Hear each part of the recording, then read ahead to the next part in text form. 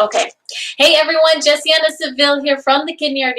Again, going to talk about some big myths about gut health, kidney disease, why I think these are very, very important pieces, and a huge advocate. It's one of my favorite topics.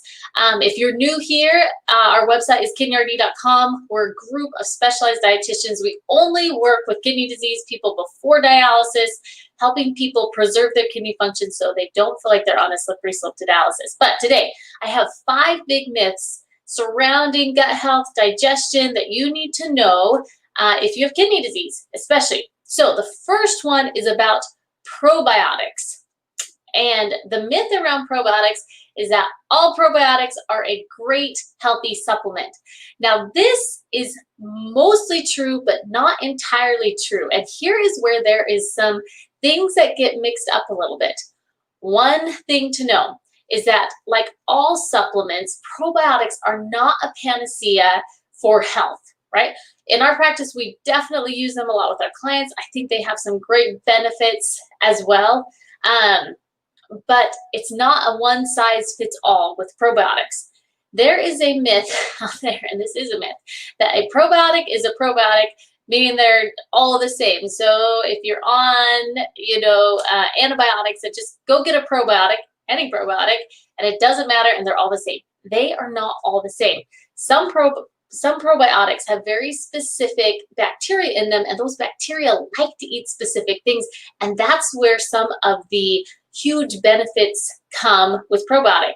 For example, I'll give you an example. If you're in the kidney world, you know about this one already, but Renadil is a probiotic specific for kidney disease because the bacteria in there help consume uremic toxins. There are other probiotics out there, like VSL number 3, that's often used with IBS people with IBS that have diarrhea. There are some other probiotics for people that have histamine reactions. There's probiotics for people that have skin reactions. So there's all different probiotics, and getting on the right probiotic is really important. We use a couple different probiotics in our practice, depending on what we're dealing with. But we do have people that have not only kidney disease, but some gut issues or autoimmune issues, and we have some specific probiotics we like for that. So number 1 is that a probiotic is a probiotic. Not necessarily. Definitely, if you're on an antibiotic, having a probiotic, any probiotic is better than none, but you can really tailor the therapy if you get some professional help. So we love probiotics, so a ton of great benefits.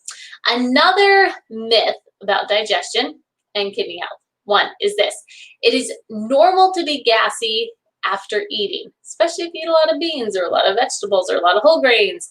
That is false. It is not normal to always be gassy or always be bloated or always burp or always have heartburn. That is not normal. If you have symptoms like that, if you're gassy all the time, that is a sign that you are having poor digestion.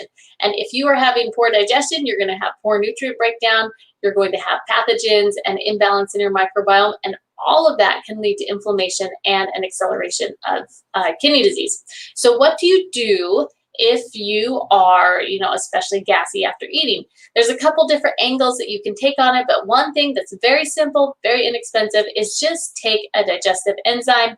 A papaya enzyme is one of the simplest out there, not high in potassium, but you can take a papaya enzyme with your meals. They're like $6 or $7.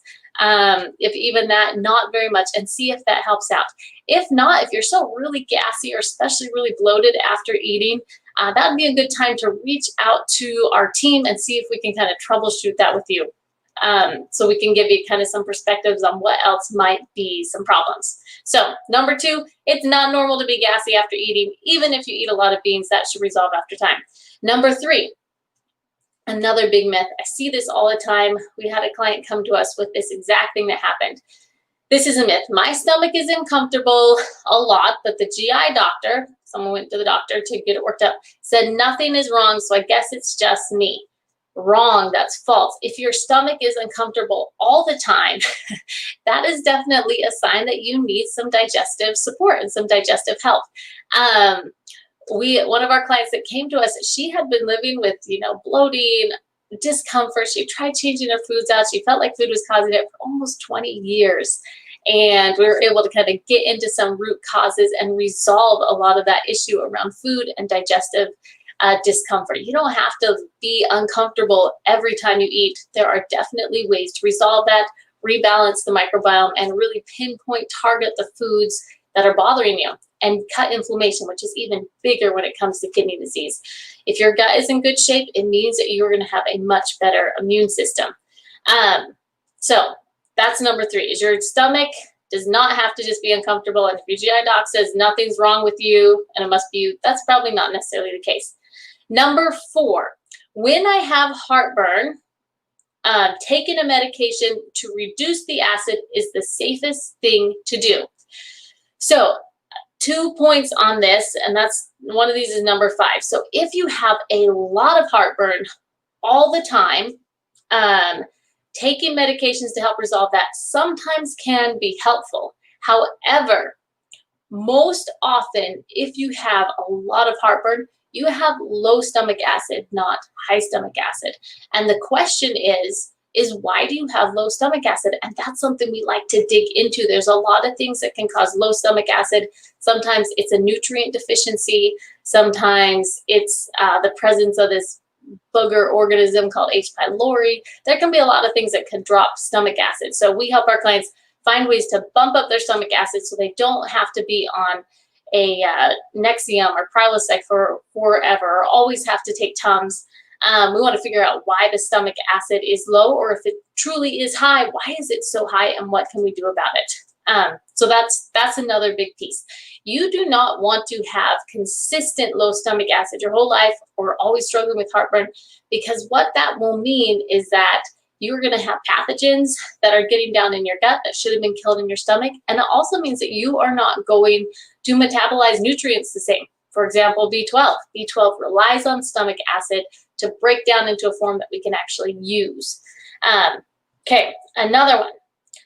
This is a huge myth, very important to realize. So PPI medications like Nexium and Prilosec, a lot of people on these medications, right, can hurt my kidneys. Now that part is true, that Nexium, Prilosec, those things are not friendly to the kidneys. However, here's where the myth comes in. People think, well, if they're not good for my kidneys, then I'm just going to stop taking them. That part you need to be very careful with.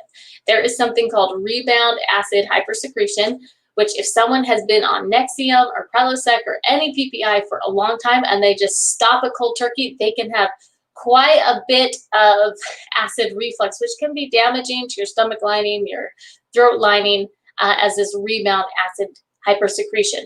So an abrupt stop to those is not a good idea if you've been taking them for a long time. A better idea is to slowly wean off of them and get a good nutrition plan into place so that you are dealing with root cause, the root cause of why you're having stomach acid issues in the first place. So those are some things that we feel like are really important, can then often be missed or mixed up. So a couple things. One, as a recap, probiotics are healthy supplements and one size fits all. Not necessarily true. Different probiotics do different things, and getting on the right probiotic for what you need is really important. Number 2, it's normal to be gassy after eating. Not necessarily normal. Heartburn, gas, constipation, diarrhea, excessive burping, all of those are signs that there's a digestive problem. Number 3, your stomach's uncomfortable. The doc said there's nothing wrong, so it must just be you. Also false. There is always a reason why something is going on. That's something we're really good at figuring out and helping people find an answer for. Number 4, when I have heartburn, I just need to take a medication. It will go away. False. Better to figure out why you're having heartburn all the time so you don't have to always take a medication. And number 5, if I'm on a PPI like Nexium or Prilosec, I should just stop that because it's going to hurt my kidneys. And also that is false. Stopping those abruptly and not weaning off of them appropriately can cause rebound acid hypersecretion, which you don't want. It's super painful. And that is from the School of Hard Knocks. So definitely you want to be careful if you're going to cut back on those medications, knowing how to cut back. Good to eventually get off of them because they do damage your kidneys, but you don't want to do it abruptly. Anyways, that is all. Please join us. We're here Monday through Thursday doing a couple live vignettes to give some clarity to the kidney diet, some important pieces for people so that they know what to do, how to preserve their kidney function. You can check us out at thekidneyrd.com. You can follow our hashtag, thekidneyrd, as well.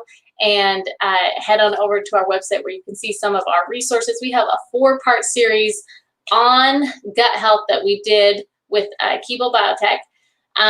We produced it last year, but it is full of like really great information on the gut and some good ideas on what you can do to help your gut health, and definitely something that we feel like we specialize in along with the kidneys. Anyways, that's all. Thanks so much. Bye-bye.